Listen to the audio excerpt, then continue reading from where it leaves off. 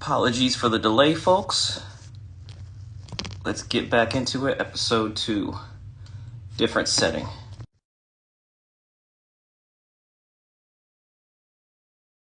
Actually find something. All right, it's waiting for Max to get on here. All right, let's do it. DJ. How's it go? The logistical nightmare that I'm in right now is actually insane. All right, let's do it. Let me get Vernon on here. Oh, I forgot we were from. Yeah. He just texted me like 2 minutes ago. I have the camera like stacked against like 15 plates. It's actually insane. So you could barely even see my sweatpants. All right. Let's see. I don't know if I requested him though. I haven't been alive in over a year, so I don't even know how it works nowadays. Oh, really? It's been that long? No, I'm telling you, like the logistical nightmare I have with this is crazy. All right. Yeah, Vernon, you got a request because I don't think it's going through. Because if I hit invite, I don't know what happens after that. Oh, so he's unable to join. I don't know what happened. Doesn't matter. But the one earlier before with Faison went really well. All right, his thing just came in. Now I can accept. Yeah, it went really well with him. All right, there we go. What's going on, guys? Yo, what's up, bro? So How you doing, Max? Glasses? Yeah, it did work. I didn't know it was going to work 3 ways or not, because I know it worked 2 ways, but Yeah. I'm the only host who live streams from the co-host house, from the guest house. Can you guys hear me? yeah, I can hear you. All right. All right, let's get this going. The number 10 on the plate that I have is like messing up my camera. But yeah, no, I primed Vernon like last night on kind of like how we kind of like go about like just doing the podcast and everything. I went through the whole like went to purchase.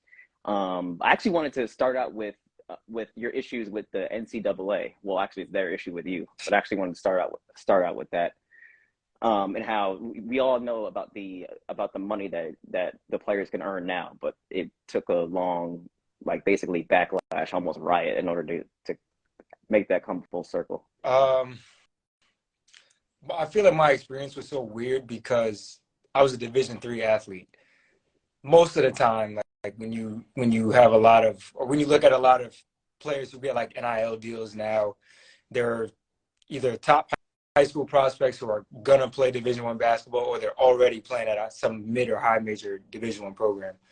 So my experience was really unique because I wasn't playing at my school on an athletic scholarship, but at the same time, the NCAA rules didn't allow me to profit off of anything. So a few examples, I got suspended twice for complete nonsense.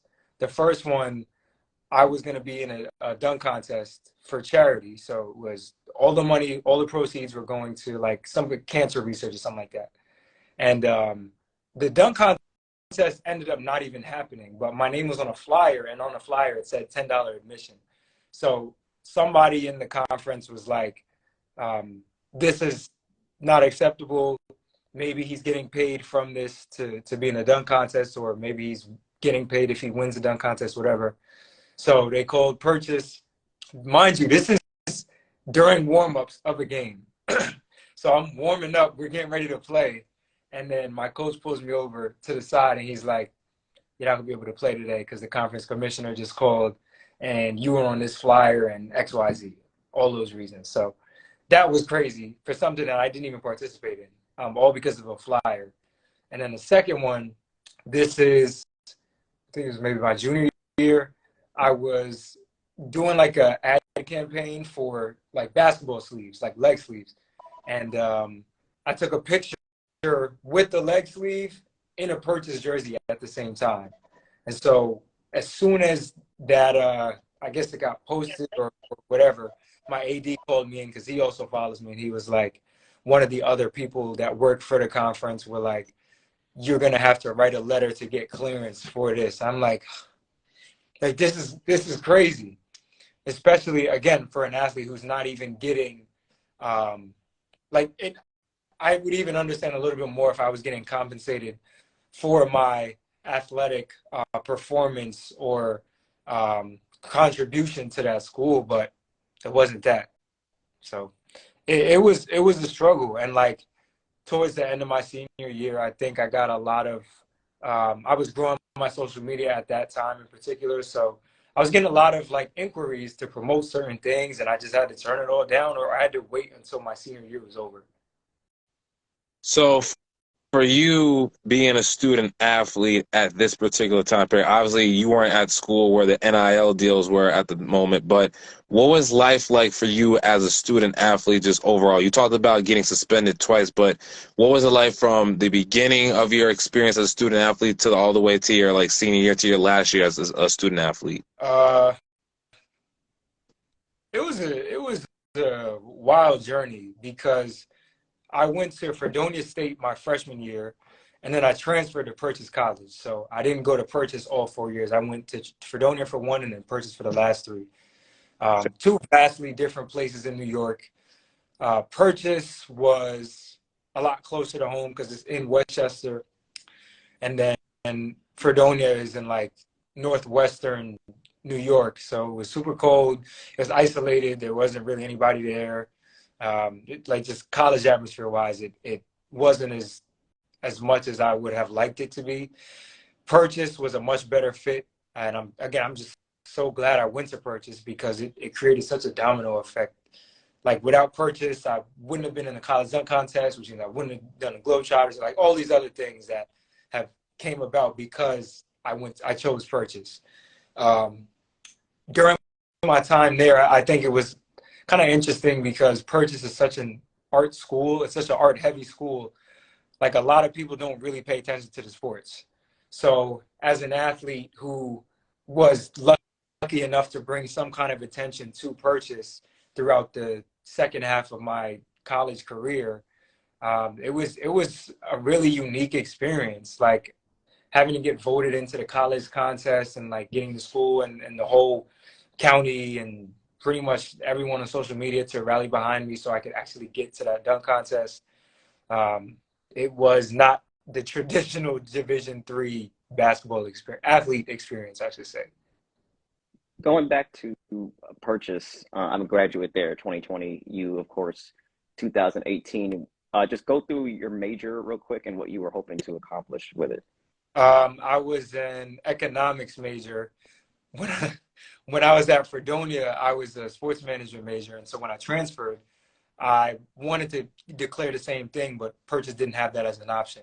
So I was like, okay, I'll be a business major. So I went to the office, didn't see any business major as an option. So I'm like, well, dang, like what options do I have? And they were like, you can do the what is it called? Arts management. That's what they called it. That was like the closest. So I was like, okay. So I tried that. Tried it for about a week and a half, and this is one of my favorite Purchase stories because the first class that I took that was part of that like arts management major, it was like arts history, whatever, like some sophomore junior level course. And on syllabus day, so the first day, they go through the syllabus and then they have a little extra time, so they start going through the lesson.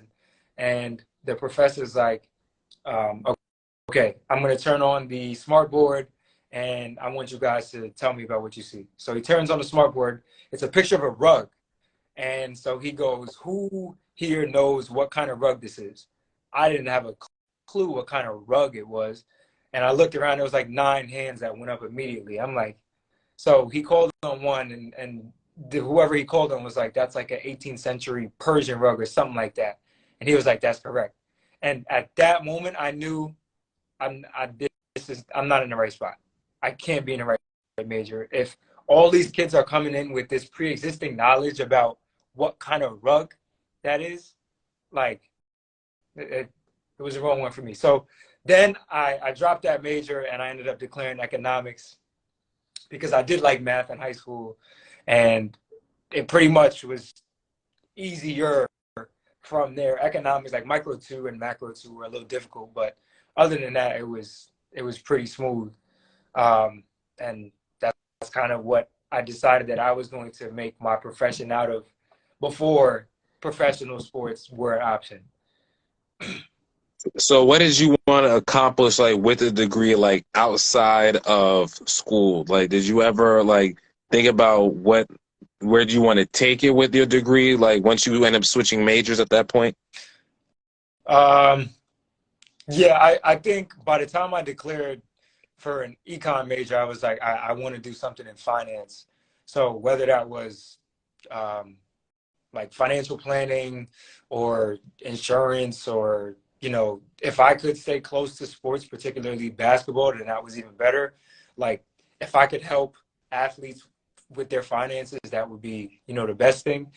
So that was my thought process all the way up until probably the first week of senior year started. Then I was like, how can I leverage the platform that I've started to create, and at the same time leverage the degree that I've put so much time into? And that's when I was like, okay, I'm gonna make a company with my teammate. His name is Derek, and so we started a company called Flynance, which basically helps prepare athletes for the next phase of life after sports or during sports, because a lot of guys just get caught up in not knowing how to uh, proceed after they got to put the ball down. It's this is kind of what's funny because it's the essence of our podcast. It's basically career planning around business and around athleticism, basically postgraduate. And Right. that's kind of how I started the podcast. Was a mentor for me. Wanted to kind of explore that route in a sense of a lot of people like D1 athletes, their identity is kind of lost once those 4 years go. And it's like Faye said with the financial planning, you got to learn how to save. You got to learn about Yeah. retirement, 401 Right. ks and such. So kind of just go into that, and I mean you can go into finance as well, but just kind of go into that postgraduate job search. Yeah. I, I think my experience had a little bit of um, luck. I think I just happened to be, prepared as opportunities started to present themselves at the end.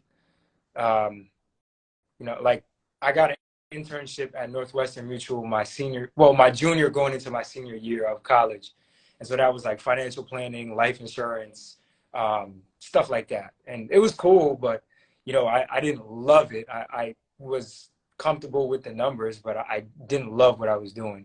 So I think to go from that to then being in the dunk contest, and then all of a sudden I have the opportunity to play for the Globetrotters. And I got interest from a few other like places to play basketball. I think once the Globetrotters offer was on the table, I was like, this is probably what I'm going to be doing after I graduate. So I didn't really have to put as much into the basket of trying to be into the financial world. I still prepped myself for it because I still wanted to have that as, I don't even want to call it a backup, but just, another plan A. I think a lot of times everybody thinks your plan A has to just be one singular thing, and it doesn't. Like your plan A could consist of 3 different things. They could all be on the same plane. So you could have basketball here, you could have finances here, you could have whatever your third thing is here. For me, it's art. So, yeah, I think my process kind of came from looking at my teammates. Like my teammate Derek set a great example. He left in the second half of his senior year of college basketball, which means that's your last year of basketball, like organized basketball ever. So that's a really, really tough decision. And he made that decision to chase an internship, and now he's got a 6-figure job, and he's doing great. So, when I saw that he was willing to do something like that, and I was already on the fence about like making sure I prioritize, what really matters in the long run, it just made it so much easier, because a lot of my teammates were just in situations where they're like, I don't know what to do now because I'm not hooping anymore. So, and then the other thing that kind of always bothered me, it's like, when we were in high school, like so much of my high school experience and even a little bit in college, like the people that were the man or the popular person, they're not really the popular person right now because they spent most of high school trying to appeal to everybody else in high school and to trying to be the man. And the people who are kind of the man now are much more people who try to set themselves up by either diversifying all of these different things that they could get into by the time they get out of school, versus just focusing so much on uh, impressing the people around them. So I try to keep that perspective as well, because high school and college is a combination of 8 years, and then post college is you get 60, 70 years. So you want to be the man for 4 to 8 years, you want to be the man for 60, 70 years. I'll take the 60 Right. to 70. So that's why I think like it's really wasteful to like just when I would look at some of my friends in high school, I'm like, what are y'all doing? Like anyway, but yeah, so that was really my process, and trying to figure out like what I wanted to do after school, how I went about thinking, what do I need to prioritize, and how can I keep all of these things like a primary goal at the same time. Yeah. Yeah, I think that was great because I think too many times, and I agree with you, and listening to you, where you were saying basically like the man in high school, like we all knew somebody in high school that was just, either a 3-sport, 4-sport athlete just playing and everything. Recently, in the National Football League, and I know DT doesn't like me bringing him up because he played in his division for 20 years and everything. A guy like Tom Brady, right? He's played 23 years, if I'm not mistaken, everything. He had retired, then came out of retirement, played one more year, then just recently retired. We'll see how long this retirement lasts because he retired for like 40 days or whatever last year. But really with that, seeing him, and then he played for so many years. He played for 2 decades and a half and everything. Now just recently retired. Now I understand he's got the Fox deal in place to go to Fox to be a commentator. But you have so many guys that they've played for so many years, and it's like the sport that they played defied them. And when they stepped away, it's like hard to really kind of find something else to do. But there's other people that be at peace with actually what they want to do. When did you ever become at peace knowing that, basketball is not really defying who Max Pearce is? And when did you know that you were ready to take the next step? That's a good question. I think, like growing up, I had a ton of other interests. Like I always liked to create artwork. I enjoy hiking. I like music. And like, I'm not the only person that feels that way. That everybody has other passions and interests, whether they've discovered them or not. But, we don't all walk around as a monolith. We're not just these one-dimensional people who only know how to play basketball, who only know how to play football and do nothing else. So I think giving enough time and exposure into the things that I enjoy doing from an early enough start gave me enough confidence that I didn't really have to be in a rush to find out like, okay, what's my next movement? Because basketball is not working. And I think a lot of guys get caught up in that dynamic because they don't know what else they like. All they know is basketball. They put hours upon hours. They dedicated their whole lives to the game, and Right. that's not a bad. As much time as you don't think you have, you definitely have more time to put into other things. And I see my guy Brother Bell is in here in the comments. I've had this conversation with him a ton of times, and I think one of the things that he said earlier was about like guys peaking early, and it just connects so well because like a lot of people feel like your identity at 16, 17 years old when you're in high school is going to be the final version of who you are, whether that's as a person or as a person in the workforce. So, I think knowing that I'm going to continue to evolve and I'm going to continue to change, and there's going to be things that I used to like more that I like less now, and vice versa, it just makes it a lot easier or comfortable for me when I know that I want to make a transition. Like now I'm going full throttle into the art, even though I've always loved to make art, but now I'm publicly sharing my artwork, and I'm trying to monetize that space as well. So I mean, I wanted to get into the artwork because it's only recently, I mean, as close as we are, you travel a lot. It's only recently where I kind of just like discovered, maybe it was like the pandemic where we had a lot of time to kind of just reflect on Right. life, everyone being inside, and then you were doing the Colin Kaepernick, Muhammad Ali sculpture. So for those that you don't know, I want to call it sculpture. You can define it after I finish. It's basically you turn one side, it's Muhammad Ali with his fist like that, and then the other side it's Kaepernick kneeling. And he also had one of Jackie, I believe it was Jackie Robinson, Yeah. and other important sports figures, LeBron James, maybe even Arthur Ashe, the people that kind of just defined their generation and even were activists maybe in the civil rights era. So kind of just get into art and how you wanted to monetize it outside of, obviously that's outside of Right. basketball, and how it's obviously it's a passion of yours as well. So art, for me, art started maybe like third grade, fourth grade.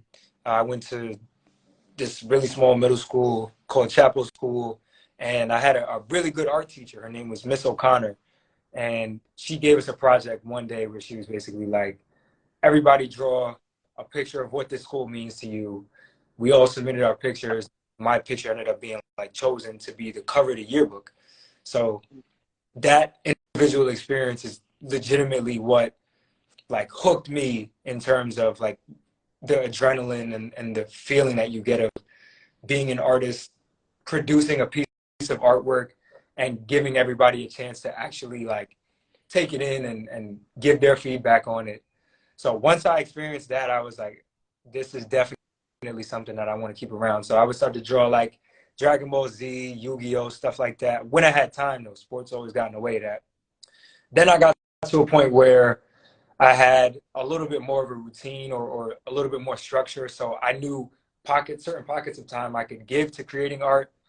And then I figured out that like, let me just start taking some art classes. So when I was going to Iona Prep, I took an art class at least once or twice a semester.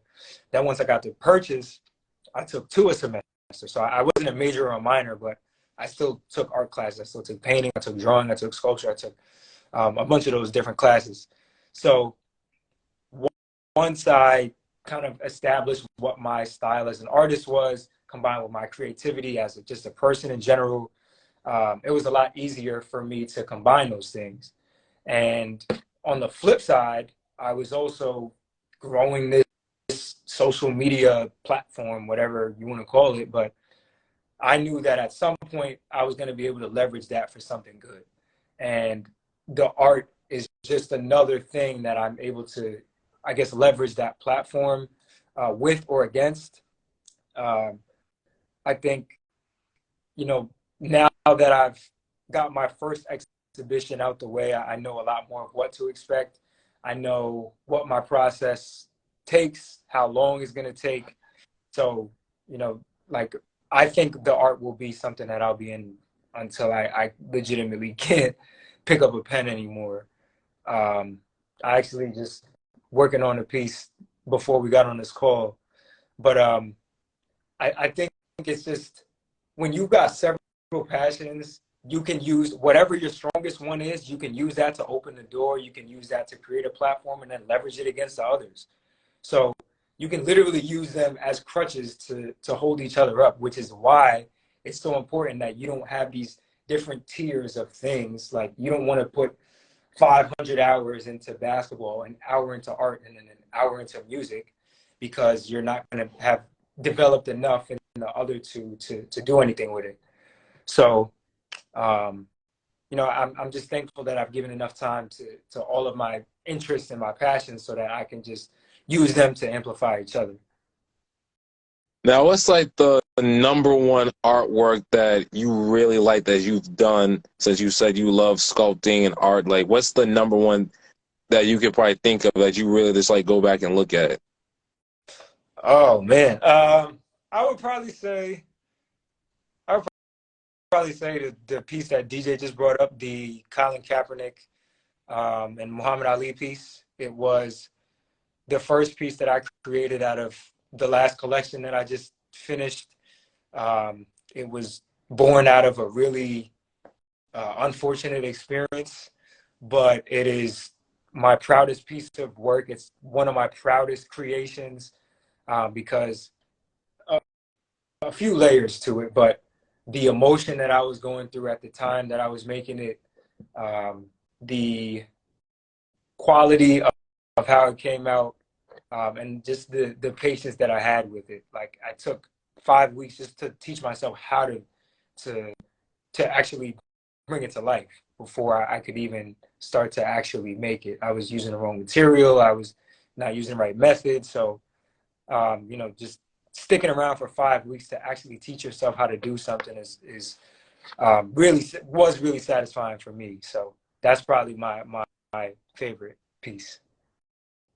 It's a really solid concept, and he showed it to me, and then we've had people over the house, and Yeah. like they actually can't believe that it changes the structure. I don't know that I'm not an art whiz, but like it changes structures. Yeah, It's just a different image from each perspective. yeah.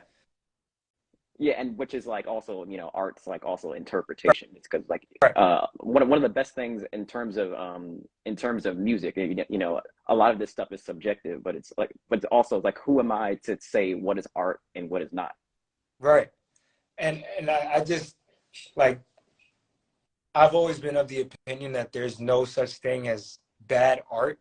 Like I don't like when people say like this is a bad artist or that like that's not a good painting or sculpture or whatever, because it's really all subjective. Like I don't know, I can't remember the name of the artist off the top of my head, but I'm not sure if you've heard of Sotheby's or Christie's, but this is where they do the art auctions.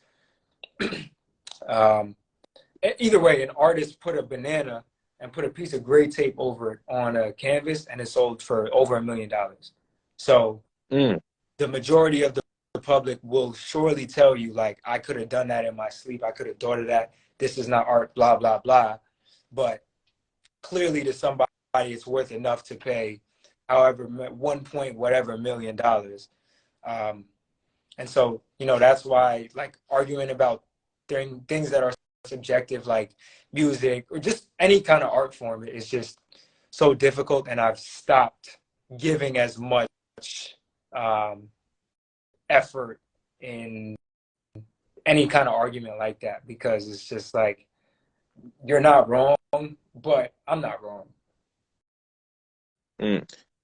So going back, obviously you talked about you got suspended twice from the NCAA, and obviously in the recent years we've had NIL deals where now we've gotten multiple athletes, well-known athletes more that have been given NIL deals. I think the recent guy, Bronny James, got like a $7.5 million NIL deal. Was still in high school.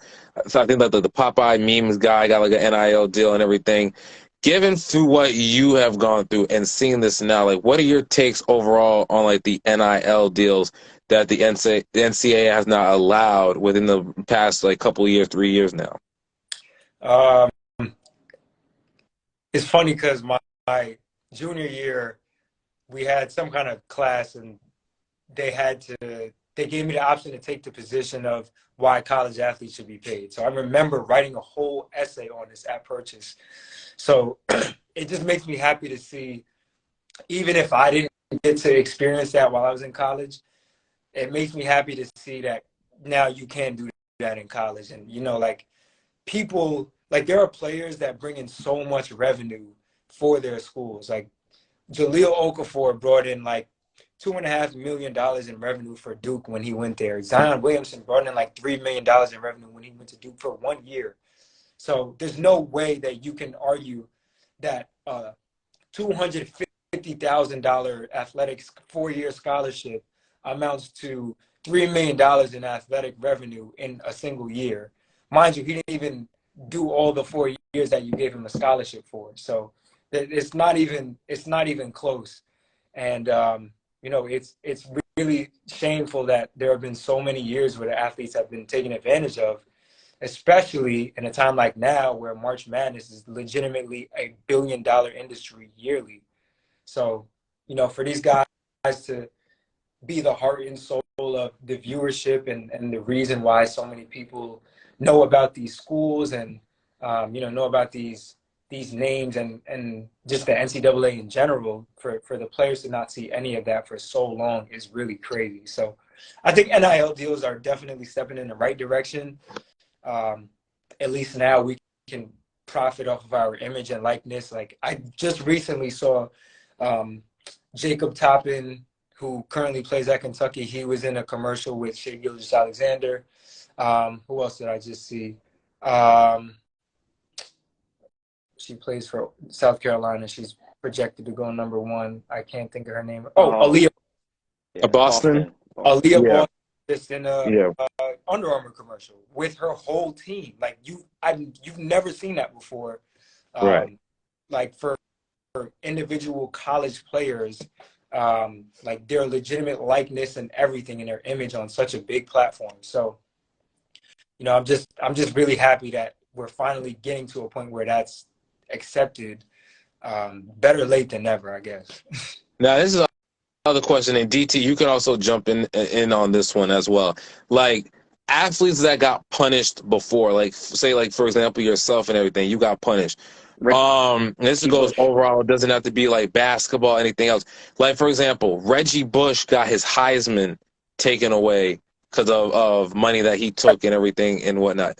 Do you feel like people, like the athletes that got punished before, should be forgiven? Like you feel like Reggie Bush should be given his Heisman or any money that any athlete like during your time before the NIL deals ever came out should at least get like the Heisman back, trophies back, any like money that they were given back and not have any repercussions for that?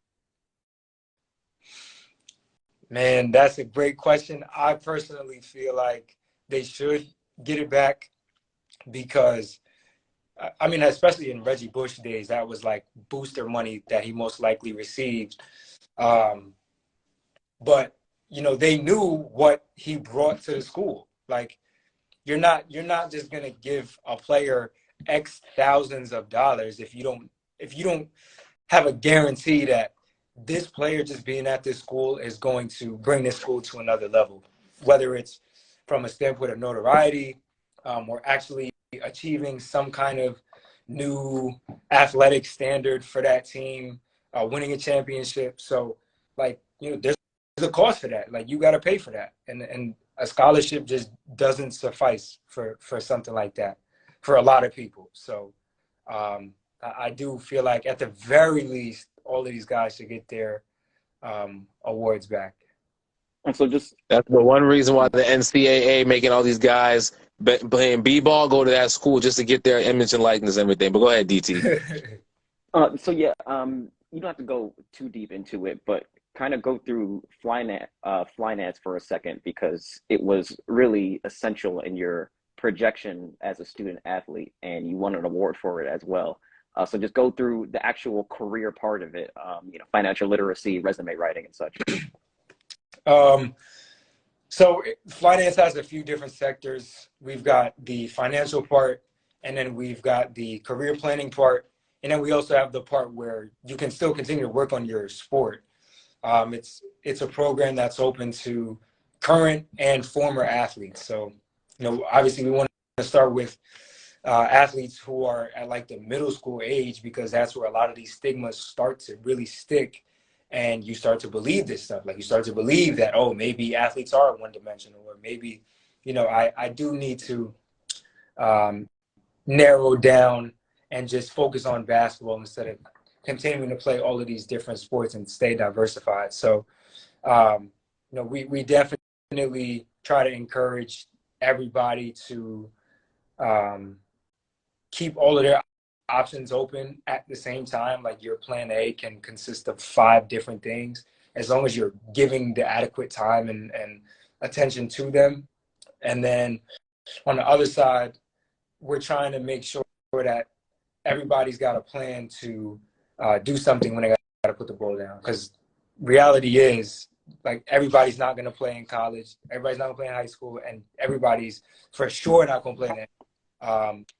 I just looked at some 2 days ago, and it was like 1.4% of all high school athletes, or no, sorry, 1.4% of all high school basketball players will play Division III basketball. 1% will play Division II, and 1% will play Division I. So that's a total of 3.4% of over 500,000 high school basketball players just in our country. 3% of those guys are only going to play college basketball, which means that the 400 and whatever other thousand of kids, you won't have to figure out like how to do something else. And so you don't want to be in a position where you think you're going to play in college and then you get a really rough reality check while you're in college and you're scrambling to find a major that you don't even like. And then you got to get a job that you don't even like. Like it's a domino effect. So the earlier that you can establish all of these different passions and awareness of, you know, what are my options in art? What are my options in music? What are my options in streaming? Or whatever it is that you like to do, the sooner you can become aware of that, the easier your transition will be. And that's what we're trying to focus on with finance. So you guys focus more on middle school and high school. Like, what's the direction that you want to like lead them in? Like, obviously you want to help them with that second career and everything. I think the thing about it with sometimes with middle school and high school, because not everybody can get, you know, blessed to know what they want to do Right. that early. Like in college, okay, you might go like undecided and everything as a major. But if, like, for example, if you were talking with like college kids, like what would be like the message that you would have, especially like for certain athletes that might be like undecided with their major and everything? You know, it's an exposure thing. And I think it's the same principle that applies at every level. Like, the more you can experience, I forgot what the saying is, but it's like the more the more that you know, the easier things will become. And so, like, you don't know what you don't know. Right. So until you get to experience a lot of these things, you're not gonna know that, oh snap, like if I never got into that art class in middle school, I don't know if I would be creating art right now. Like even the same thing with some of my more recent passions like hiking and stuff like that. Like I only know I like to do these things because I've tried to do them. So there's a lot of people in high school who just haven't gotten the opportunity or the exposure to do a lot of things. And so on one hand, you know, it really seems like, well, college kids don't know what they want to do, but in reality, it's probably just that a lot of those people just haven't gotten enough exposure, which comes with a whole nother layer because, you know, your circumstances, racially, economically, financially, all determine what your level of exposure is going to be as you grow up. Like if you grow up in poverty, you're not going to get much of an opportunity to experience all these different things. You're not going to get an opportunity to travel, like all these different things. Versus people who grow up in affluent areas, you're going to get a chance to take an international school trip. You're going to experience all of these different programs that your school has to offer because they have the funding for it. So I truly believe that at any level, whether it's middle school, high school, or college, it's an exposure thing. In college, you just got to be a lot quicker because Right. you don't have enough time. I mean, you don't have as much time before you hit the real world. Right, because I always heard this term. I think this is what you. This is where you were going with it. Exposure leads to expansion. Exactly. So it's like basically how like getting into different clubs and getting into different things Right. will lead you to expand more of, okay, this is maybe the kind of route that I want to go in and everything and whatnot. But hearing you explain that, I was like, yeah, exposure leads to expansion, and you kind of further explaining that. Yeah. Like I think you really hit the nail on the head with that because it's just there's a lot of things that there's a lot of talents that people have that they didn't even realize they had until they get into that field. Um, but the other challenge with it is like you want to expand and you want to expand through that exposure, but there is a certain line that you have to walk where you don't want to, like, you're trying to get to the NBA, obviously, like you're going to want to put in the time and the work that it takes to get there. So that's something that's going to require nonstop, attention and work. So it's hard to pour into other things if you're trying to achieve something like that. But it's not impossible. And, it's like where there's a will, there's a way. And if you really want to give time to something, you're going to give time to it. It all comes down to priorities. Like, yes, we got 24 hours in a day, but you can definitely give more to the things that you really like if you really about that. I loved your perspective on that. Now, I remember your first job, quote unquote. We're not talking about the one with the sign on. I'm not going to get into that one because I had that job too. Uh, yeah, we're not going to get into it. It was wild. But like when you were working for the town, actually. So since then, like you haven't had the most traditional occupation, but what would your skills section look like? And like, how would you brand yourself? I mean, you are kind of a brand as well, but how would you kind of brand yourself now if you had to put it like on a paper resume?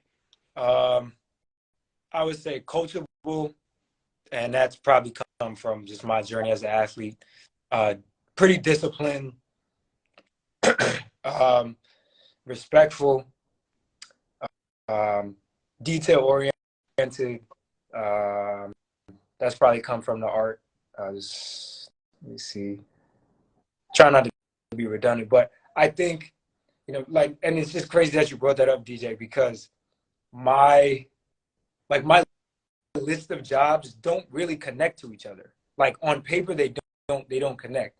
I'm gonna share that first job just for inspirational purposes.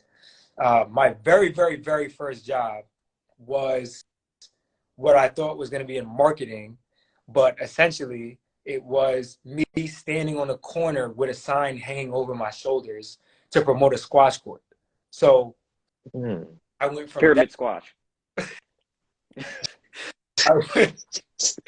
I went from that to working with the village municipality department, and we would like paint the street lines and like fix the stop signs and stuff like that. Those two jobs have nothing to do with each other. My very next job, actually I babysat for a second, and then my very next job after that was working for Northwestern Mutual, which is like a financial planning and life insurance company. So none of these things connect to each other, but the only things that are kind of fluent throughout all of those are the intangibles. It's like all the principles that you still have to have regardless of whatever job it is that you're in. So that's kind of the thing that it took me a really, really long time to figure that out. But it's like, if you can start to master those intangibles and become a lot easier for you in whatever it is that you actually want to do.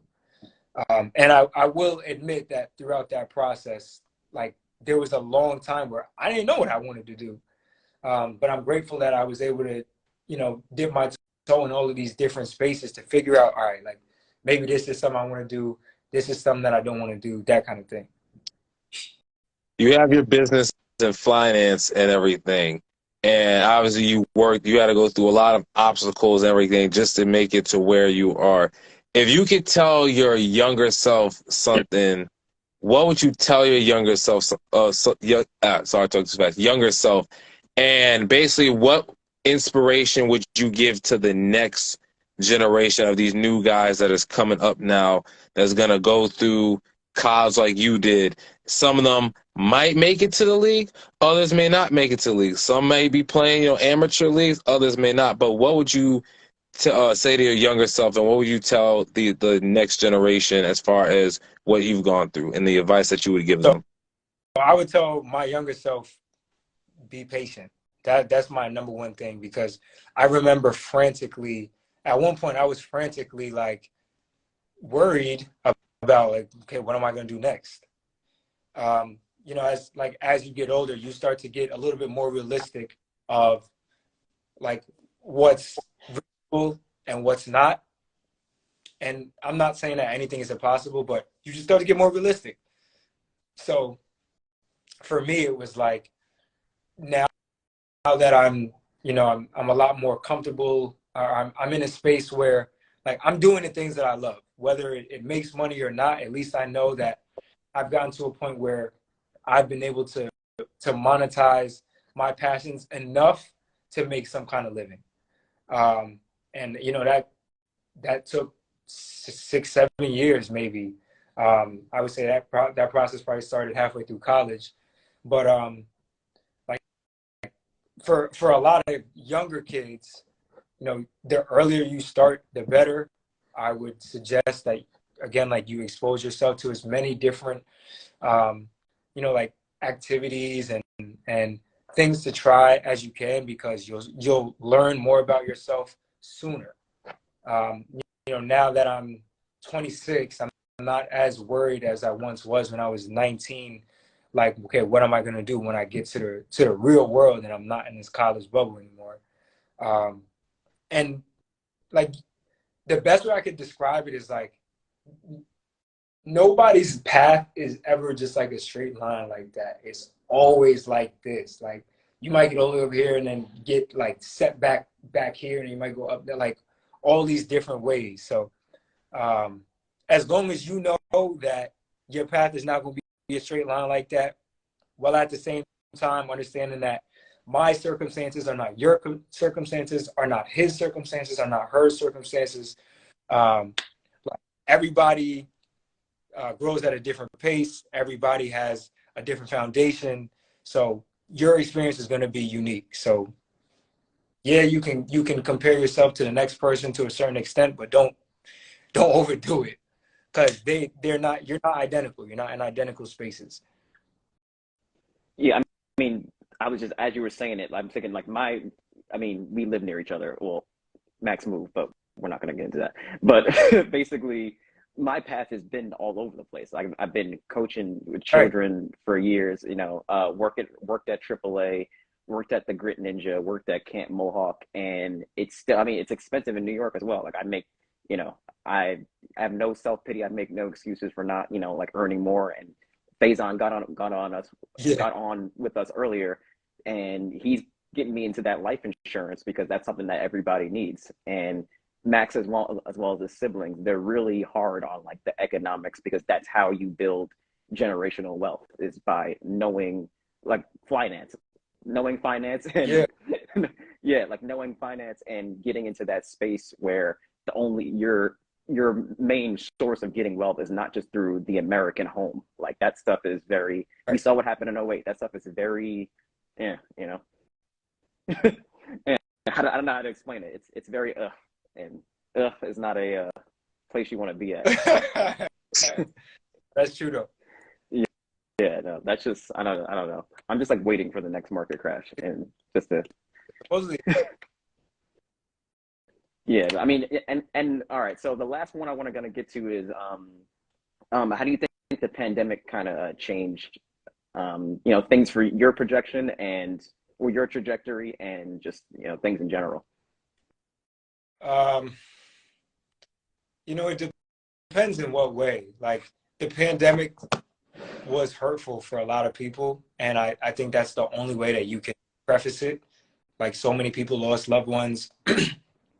So, I certainly don't want to jump the gun and be like the pandemic was great for me, because that's super like insensitive. But in some ways, it was great for me. I think artistically, it gave me a chance to kind of revive that side of me. Um, it gave me a chance to rest, like just rest my body. I was also injured really bad, but it gave me a chance to rest my body from basketball. Um, and it kind of it gave me enough time to figure out like what does my long-term plan look like, and I kind of reconstructed that to make time and space for art. So, now that I've gotten the chance to sit, and I mean, I guess it was what, 11 months that I spent on that art collection, but I got a chance to sit for like 11 uninterrupted months. No travel, no basketball season, no school, like nothing. It was just straight. That's what it was. Wake up, I could do that. And then I guess the other way in which it was helpful for me was it gave me a chance to like reflect, to think about what my journey has been so far, things that I thought I was doing well, but I'm not really seeing the results, things that I might want to tweak and try that are new, that could inspire some better results. So those are the two ways that I think it really helped me. And in a lot of my conversations with other people, it seems that at least the latter of those two have been the similar thing, where they've gotten a chance to reflect on themselves and be like, okay, yeah, now I'm really bugging for operating the way that I have been the last such and such years. It's time for me to make these changes. So where do you see yourself in the next 10 years if you want to distribute that out? And final point with NIL deals and everything, since you do finance and economic, what would you tell a young person now that's getting these NIL deals and how they should manage their money and everything the best way possible? So to the young people with NIL deals, I would say two things. One, as you get your money, save it. Like, don't be in a rush to spend it on something that's gonna depreciate immediately. Like, I guess if you really need transportation and get a car, but you don't gotta ball out on a car for no reason. Like, so that would be my first thing. Save your money, only use it for necessities, and then the other part of that usage would be like to diversify it. Like, invest your money a little bit in something that might grow it. Like, you want to get to a point where you can make your money work for you. You want to create passive income, and it takes money to make money. So once you get that money, try to use it to generate more money so that you can make money while you're asleep. Right, yeah, quite literally, like earn money while you sleep. Right. So that was a whole, that was a whole thing. What's funny, this is like a decade now, going back to the 2012 presidential election, people got on Mitt Romney for his taxes, and the whole thing was his money was earning money because all he did was push numbers into a computer, really good at it. But like that kind of made him look kind of out of touch. Yeah. But if you can go that route, that capital gains tax is only at 14%. So. Mm-hmm. I hate to kind of shill for that, but that's Yeah. good. It does work, and FaZe has been helping me out with, like, putting stuff into like index funds, and your sister Ginger uh, has, Yeah. has kind of told me about, like, you could have that money also sitting in a savings account, but if it's not invested in something, that's Yeah. 0.0001 and so on, and it's not accumulating, and accumulation is the key. So. Oh, also, I want to. This is kind of off topic, but we both went to Pearce College. That their career development center, huge. I don't know if you how often you communicated with them. If you want to expand on that, but they really helped me even just get like a skills section in my resume. Yeah. So like your resume is gonna obviously take you a long way, but talk to your career development center. I don't know if you wanted to Yeah. shout them out. Our career development center I purchased was really resourceful. It took a while for me to get in the habit of using it so much, and I can't really fault anybody else than myself. Purchase did a good job of making it known that they were there and like what their hours were. So I just had to get to the point where I cared enough to be in there on my own time instead of like waiting until I had a conversation that sparked me to go there. So, I think like the Career Development Center, just like you said, with resumes in particular, I had a few teammates like Derek who were slightly older. So I kind of like watched him use the career development center, and I got to know the people in there. So it was a whole lot easier to tweak my resume when I needed like a last minute tweak, or when I needed to go in there and talk to someone who's already been through that part of the journey, so that I could figure out what does my resume need to look like so that I could get this. At the time, it was the Northwestern Mutual internship. So, I really do think that it was helpful, and I think it also helps that Purchase is a pretty diverse place. Like, it's not super sports heavy. It's more than it was. It's more than it used to be, but it is a pretty diverse place. Like, we've got arts of all different kinds. We got people of all different kinds. So there's really no area where we're lacking in some kind of corner of a network, or something like that, which also helps when you have something like a career development center. That's what it's all about, man. This whole show that we're doing here, it's all about networking, and like I love to have people on that are actually going somewhere with what they're doing. And there's no such thing as an expert, but there's people that are pretty good in their field. So, Right. Vernon, if you have anything to add on? Yeah. One last thing before I know we got to shut out. Where do you want finance to be in the next 5 to 10 years, and what do you see yourself in the next 5 to 10 years with that? Thank you for that reminder.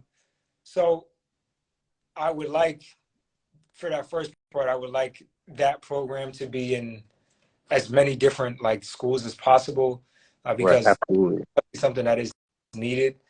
If I was in middle school or even in high school, like if a lot of my teammates had a program like that, it would just be so much better for them. They would be in a lot of different places because they would have had the exposure to be like, okay, yeah, I like this. I don't like this. I want to get into this. If this doesn't work, I'm gonna do these two things at the same time. So that's what I want the program to look like in the next 10 years. If it could be in like even just 5 to 10 schools or a bunch of the local schools. And then in terms of myself, I'd rather be, or I want to be in a place where I'm doing like 3 or 4 art shows a year. I'll probably, in 10 years, I'll probably be done with the Globetrotters. I'll probably still do dunk contests. But hopefully I'll have some kids to watch and instill a bunch of these principles in. I'll say like this to wrap this up. Schools need to have you, like even just high schools, like wherever area you're at, just kind of just talk with them and everything, because the inspiration that you gave tonight, that's something that another young person is going to need just to have, especially to have like that big brother figure and everything, especially with a lot of us, especially in the Black community, not having like a father figure around. So hearing that like from you and having that from you, I think would be a huge service, especially to the community and everything. Appreciate that, bro. That means a lot. All right, appreciate the both of you. I had this thing to edit. I don't really like to promote this stuff on IGTV and such, but I'll be editing this till like 2 in the morning and such. But promote the show when you can, and I'm just glad to have these conversations, because this is more than a sports thing. This is really just trying to build wealth and personal growth and career development, and people can really learn a lot. So, and Max, if you want to kind of just I think you're spot on. Like, it's bigger than any sport that you play. Like, one of the reasons why LeBron is one of my favorite athletes is because, as great of a basketball player as he is, he still understands that it's bigger than basketball. Like, he's building schools, he's starting voter participation programs, like all of these other things that affect issues that are going on around us. Why? Because there are more important things in the sport that we play. I don't care if it's basketball, football, baseball, whatever. So that's why a conversation like this is just so important. So again, I appreciate you guys for letting me chop it up with you. We appreciate you, man. Love the conversation. Thanks, bro. All right, y'all. It's DT and VT. We'll display this everywhere, and just appreciate you guys' time. I got a chest workout to fail at. That's staying in there, I swear. All right. All righty. Brother Bell, appreciate you, bro. All right.